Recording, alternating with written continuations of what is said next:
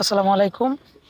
প্রিয় সরকারি চাকরি প্রত্যাশী সকল ছাত্রছাত্রীবৃন্দ, আপনাদের বলেছিলাম আজকের ভিডিওতে আমি দেখাবো কিভাবে টেলিটক সিম থেকে সরকারি চাকরির আবেদনের টাকাটা কিভাবে পেমেন্ট করতে হয়।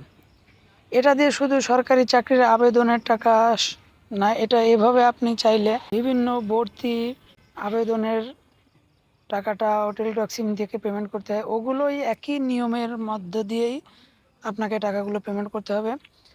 একটা ভিডিও দেখলে আপনারা যে কোনো কিছুতেই টেলিটক সিম থেকে টাকা পেমেন্ট করতে চাইলে আপনারা খুব সহজেই করে ফেলতে পারবেন। তো চলেন তাহলে শুরু করা যাক। এখানে হচ্ছে টেলিটক সিম থেকে টাকা পাঠাতে হলে আপনাকে দেখতে হবে, এই যে এখানে লেখছে যে এই যে এক্সাম্পল দিয়ে দিছে, ফার্স্ট SMS ফ্রম DSS লিখে আপনার ইউজার আইডিটা দিতে হবে। ইউজার আইডি দেওয়ার পরে ইউজার আইডি হচ্ছে এই যে আপনার উপরে দেখতে পাচ্ছেন, আপনার আবেদনেও এরকম একটা ইউজার আইডি এখানে রয়েছে। এই রকম একটা ইউজার আইডি আপনারও থাকবে। তো আপনি ওই ইউজার আইডিটা দিতে হবে। এরপর আপনার মেসেজ অপশানে গিয়ে সেন্ডার নাম্বার লিখবেন 16322। 16322 লেখার পরে এখানে গিয়ে আপনাকে লিখতে হবে DSS। DSS বড় হাতের এস দিতে হবে। এরপরে স্পেস আপনার যে ইউজার আইডিটা ওখানে ছিল ওই ইউজার আইডিটা দিতে হবে। এটা হচ্ছে ইউজার আইডি, স্পেস ইউজার আইডিটা লিখে সেন্ড করতে হবে 16322। 16322তে সেন্ড করে দিবেন। সেন্ড করে দেওয়ার পরে আপনার ফোনে একটা মেসেজ আসবে। মেসেজে আপনাকে এরকম একটা পিন নাম্বার দিবে। এই যে দেখতে পাচ্ছেন আমার ফোনে একটা পিন নাম্বার চলে আসছে। এখন আপনাকে এখানে লিখতে হবে DSS স্পেস ইএস। তারপর হচ্ছে আপনাকে এই কোড নাম্বারটা লিখে সেন্ড করতে হবে। DSS স্পেস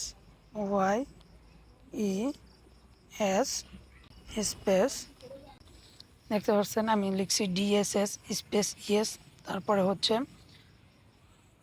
আপনার যে কোড নাম্বারটি আসছে সেই কোড নাম্বারটি এখানে তুলে দিয়েছি।